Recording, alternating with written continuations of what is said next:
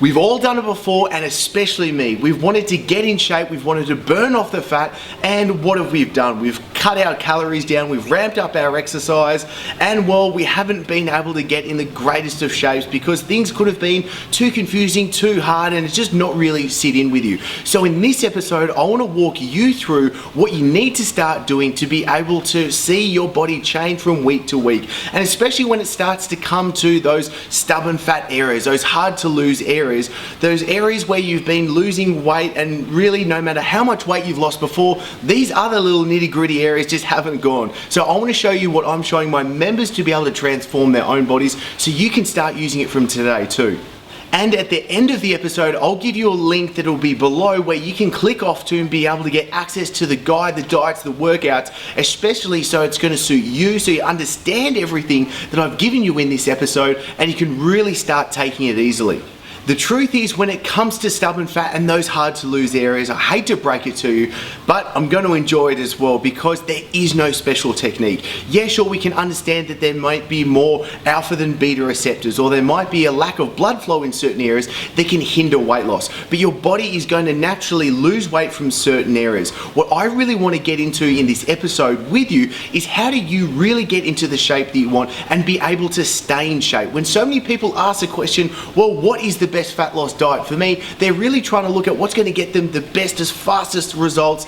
And the thing is, so many people lose their weight because they're not being able to stay in shape. Now, the simple statistic is 96% of people aren't able to keep the weight off. So it's not necessarily just a weight loss problem, but it's a keep the weight off problem. So I want to walk you through right now how to burn off that weight, how to keep that weight off, and how to have it nice and simple for you to be able to follow day in, day out. So it's not a teeth grinding process. You're not having to suffer through hunger, cravings, or low energy, and you can just get on with it.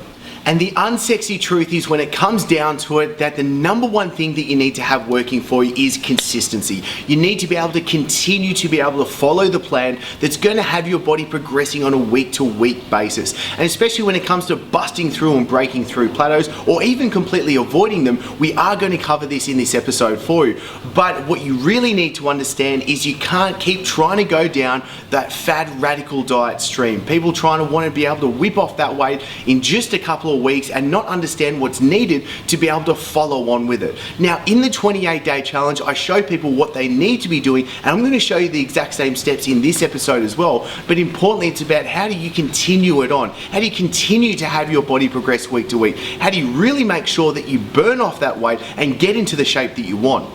And this is where you need to be able to have your meal plan and your workout work together. This is where the whole plan has to come together synergistically so you can get the best results in the quickest amount of time and hold on to them. So what I'm going to cover first is the meal plan side. I'm going to show you the nutrition, and then we'll delve into the workout side later, making sure that it all comes in so you can follow this plan from today. But before we get into this, there really are two major problems I'm seeing why so many people, and this can be you, are so frustrated and confused when it comes to being able to get in shape. Firstly, they're trying to follow a plan that's trying to be too perfect for their physiology, endocrinology, their biochemistry, and not understanding that you're a person, you're living a life, and you really need a plan to be able to wrap that all together. And secondly, the normal diet book, traditional diet means to be able to get in shape is really focusing just on calories and macronutrients, and I see so many videos out there really just trying to break it down into the numbers, the math, the algorithms that you need to start doing. And really, I don't want you having to pull out a calorie tracking app at every single meal. I don't want you to have to get the scales out, and I want this nice and simple for you to follow through with. Now, for sure, let me give one caveat right now. If you want to get into incredibly lean shape, if you want to step on stage as a fitness model, if you want to get in front of a photo shoot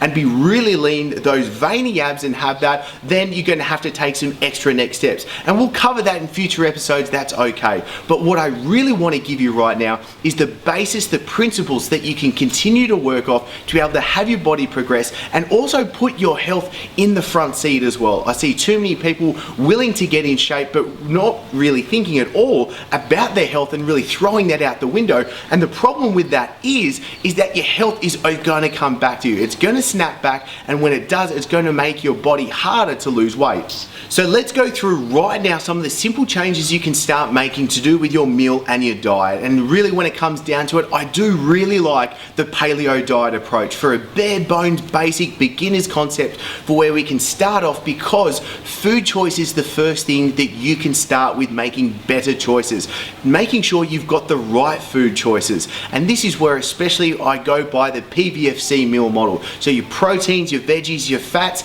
and your carbs, how you can start piecing this together. So really easily, when you look at your meal every single time, you can make sure that you're getting everything that you need, getting the right nutrition and you're getting the right macronutrients, but you're not having to do all the algorithms and math to make sure you get there. So the first thing is, with the PVFC meal model, is you can just start looking at, right, what's the proteins? Protein is the first thing that you need to start looking at, especially because this is going to help with your satiety, but it is also going to give you some of the fundamental building blocks for that your body needs as well. And then comes your fibrous carbs as your veggies, making sure that you're getting enough that you can really, when you eyeball it, it can be 1 or 2 fist amounts sitting on your plate at every single meal. And we'll get to just in a second how many meals you need to be eating as well.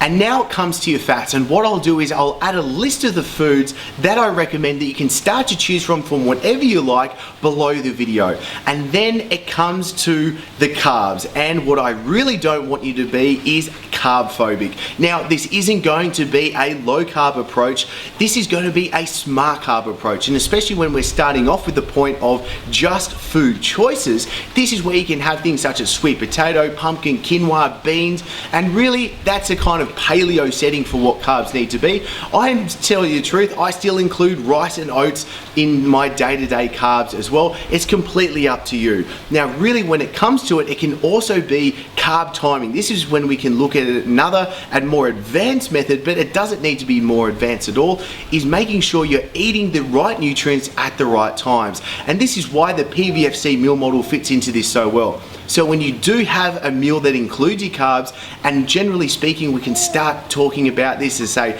post weight training, and I'll talk about your weight training and how this comes together really soon, but this is where you can include, say, 1 to 2 cupped handfuls amount of carbs in your plate in that meal. And what I haven't included in the food choices so far is sugar. This is something that I do want you to be able to take out of your diet. And I don't want you to focus on just trying to take the foods away. I'd rather think about more of an inclusive approach. So what I want you to do is think about all the foods you do need to choose, you do need to add in, that you do need to start enjoying. And that's when you can start using that food list, using the PVFC meal model. You can easily do this. Now, why food choices is so important, and that is really the foundation from where you have to start building upon, is there's going to be a natural appetite regulation going on with here. Because you're getting enough protein, you're getting enough fibrous vegetables, and you're getting enough fats in, these are the critical nutrients that are going to actually start making sure that you regulate your hunger. They're going to start balancing out your blood sugars so that you're not going through those drastic waves that you can go through. Let's say if you have too many carbs and are too sugary to start off with the morning, it plummets your blood sugars, and then the problem is by 10 or 11 you're going for a sugary snack, you're going for a muffin, you're going for a juice, you're going for something that isn't great for you to be able to burn off fat. And it has a natural regulation for your hormones, because as I've covered in so many episodes before with the podcast and in the videos, that hormones is such a critical factor for your body to be able to burn fat. And that's why I'm not going into this video about how many calories you should be eating, or really let's start deducting by 300 to 500 calories or anything like that. Let's make it even simpler and start giving you a baseline to use from today so you can start to see your body change from it. Now, why this method works so well, just beginning off with this foundation, is let's say you've got Diet A. Diet A is trying to get you to lose 4 pounds every week, and for you to be able to lose 4 pounds every week, what you have to do is you really have to cut down your foods, you've really got to ramp up your exercise, and you've really got to start depriving yourself of certain foods to allow your body to start losing weight so rapidly. Now, the problem is with what usually happens when people start following that general Diet A radical approach is they can only follow it for so long. It starts becoming too hard. Hunger starts to go up, cravings start to go up, your energy starts to plummet. These are the symptoms of your body fighting back. And so you can only really follow it, you can only grit your teeth for so long and get through it before eventually you have to kick the bucket and not be able to do it. Now the problem is with that, you might have lost, let's say you did it for 4 weeks, so there's 16 pounds that you lost, which is fantastic.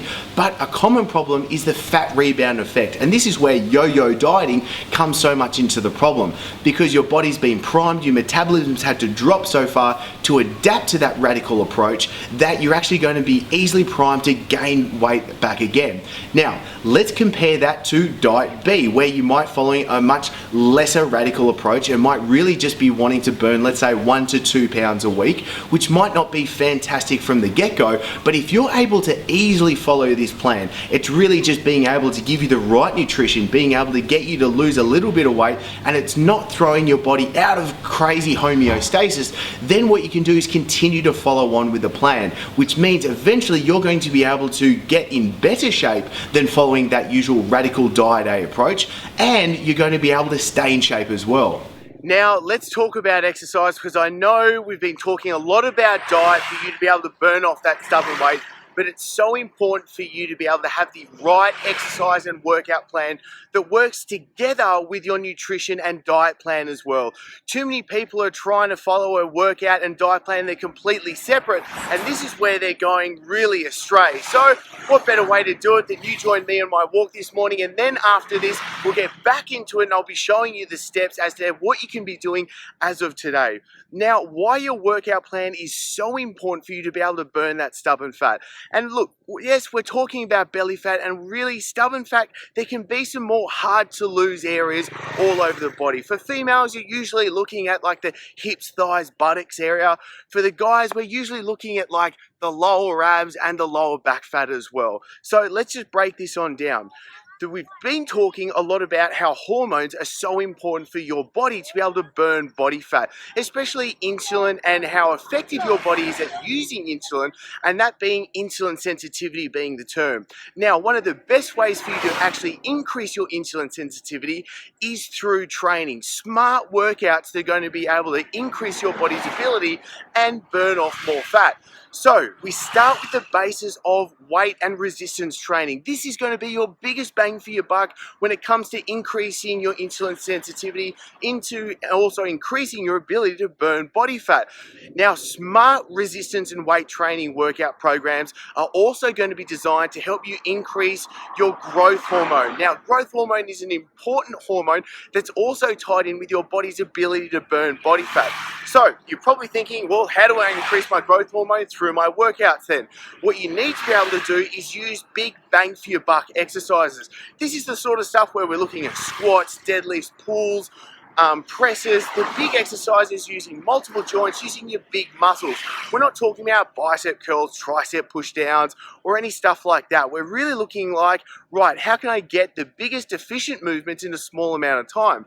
Now, when you pair that along and have, say, 2 exercises together, so let's use an example right now. Let's say you're doing squats, and you say you do 12 reps of squats, then you wait 10 seconds, and then you go straight into, let's say, lat pull downs, and you do another 12 reps, and then you rest a short interval that could just be, say, 45 seconds, and then you go back into again. So you can do, say, 4 sets, so 4 rounds of all of it complete, and then move on to another couple of paired exercises back to back. Now, with the short rest intervals, you're able to increase blood lactate levels. You're increasing your lactic acid. Then through building lactic acid, you're then going to have your body increasing the growth hormone output. So one leads on to the other, and this is why your workouts need to be smart. They need to be actually paired together, and it's not about really just like crawling out of the gym every time, sweating profusely and feeling like you've absolutely been taken over. Now, it's got to be smart, and being smart means it's going to be producing results for you.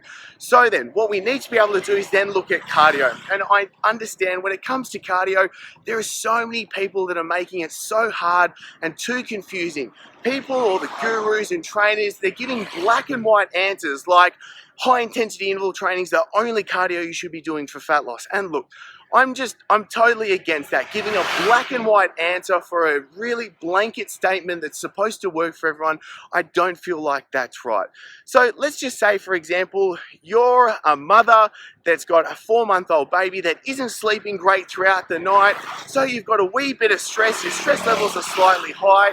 your nervous system isn't fantastic, and really just by adding more stress to the system, because training is stress at the end of the day, it's eustress, it's good stress, but it can become distress as well.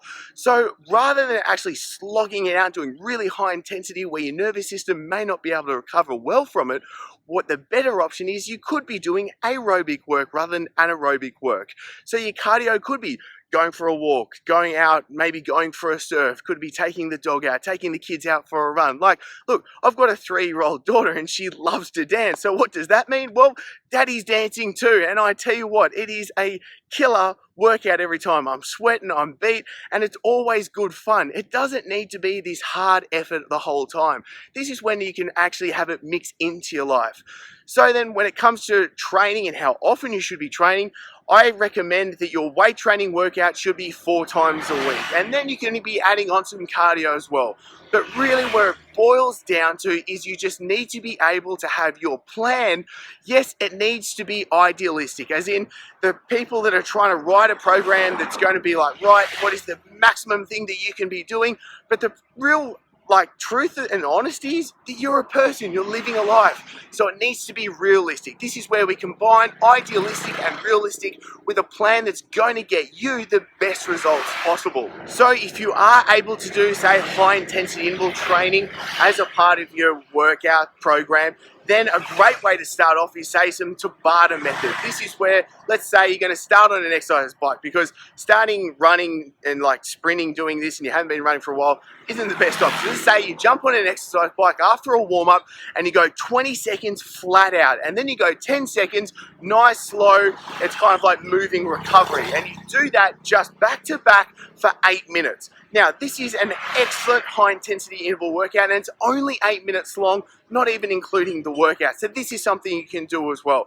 I'll make sure that I'll pop a link below where you're going to be able to get the guide that includes the workouts as well, but really making sure that you have the plan that's going to suit you and your lifestyle. Now, lo and behold, shooting an episode that's actually on weight loss diet, I get really hungry, so what perfect time for me to sit down and, before I dive into this, cover one of the important points that we've got to cover, and that it's about consistency and routine. Now, for me, I want to be able to enjoy my food. So I've got a few simple set of meals that I really just rotate throughout the day. And at the end of the night is when I sit down with my family and be able to enjoy something. That's when we can go a little bit gourmet, but during the day, it's really just throwing it all together. Literally, I've covered everything through it. I've been able to go, my meat, there's a chicken, there's veggies, there's coconut oil over the top of it. I've got a green juice as well that I'm enjoying. My carbs aren't actually in this meal as in starchy carbs. They're going to be later in the day after I get my weight training done. But really what you need to do is just put together what are the foods that you're going to enjoy, have them ready to rock and roll, have them in the fridge ready to go so you can quickly throw this together. There's no fuss about it and it's going to work for you. Now, on the flip side, when talking about routine, is falling back into the old bad habits that you've been doing before that actually got you gaining the weight in the first place. And that's where I really suggest what you can do is just a kitchen clean out.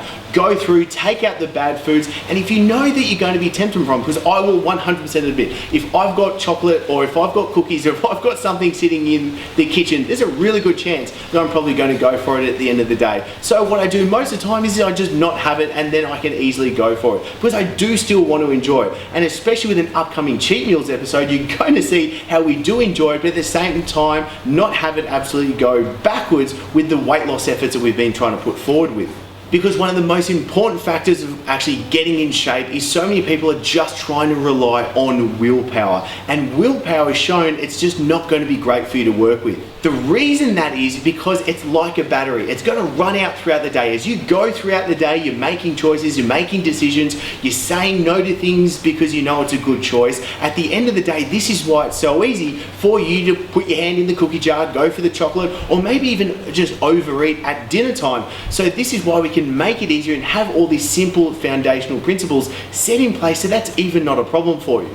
Now, I really want to add in here as well is the importance of stress and sleep, because this is something I'm going to dedicate to a full episode plus that's going to go into that alone. I don't want to just glaze over it too much, but it's so important because you need to be having good quality sleep and you need to be able to have some stress management. We don't need to go down the woo-woo factors of it, but it is an important part for you to be able to get in shape, stay in shape, be healthy and living and feeling, looking the way that you want. Now, this is why your metabolic formula is for you, what's going to take your body to get in the shape that you want, and why I don't recommend that you try and follow my diet. Don't try and follow someone else's diet and expect the same results. That's why I'm not producing videos or podcasts or anything showing this is exactly what I'm eating and really breaking it down. I'm more trying to give you the principles, the understanding, so you can start to use it for yourself. So this really means that you need to quit dieting and you need to be able to start to follow the basic understanding, and this is what I want to give you from this episode, the foundation to start working. This is the starting blocks for you to go from, and then being able to make those changes and to be able to follow through with it. And especially if you click the link below and get access to the full guide that's going to start walking you through for your body type plan, you're going to understand that you can't be able to follow someone else's plan and expect the results. And importantly, because you're living a certain lifestyle and you need the plan to fit in with your lifestyle as well. And because just like when I started this episode, it was being able to go on, right, we've followed a plan before that didn't fit our own unique metabolic formula. And what's really happened is your hunger goes up, your cravings go up, your energy goes down, you don't feel crash hot, and you're not getting the best results at the same time. So these are the hunger, the cravings, and the low energy. This is just symptoms of your body fighting back, saying you've got a bit of hormonal irregulation. Your hormones are, for a technical term, out of whack. And what you need to be able to do is just to be able to feed yourself, get everything back aligned. So stop spinning your wheels, stop trying to jump from workout to program to diet, and simply just go through the process of having the best starting point, seeing the results, and building on from there. And that's exactly why I put together the My Body Quiz. So you can go through it. It only takes 60 seconds. The link's below, and it's completely free because I want you to go through it. I challenge you to go through it. I dare you to go through it and to be able to put it to this test so you see for yourself your body change from week to week, and you understand for you and your body type what you need to be able to do so you get in shape and you stay in shape. Now it's time for you to get the most out of this and comment below. This is where I will personally come in and give you the answers that you need. And as always, the best discussions happen over at mybodyblend.com. This is where I can give you all the guides, programs, and insights that I can't fit in these episodes. Plus the free diets and workouts are there waiting for you now. And if you did like this episode, then be sure to hit subscribe so you never miss an episode and I can send them straight to you. I'm looking forward to seeing you soon here and in the My Body Blends only community.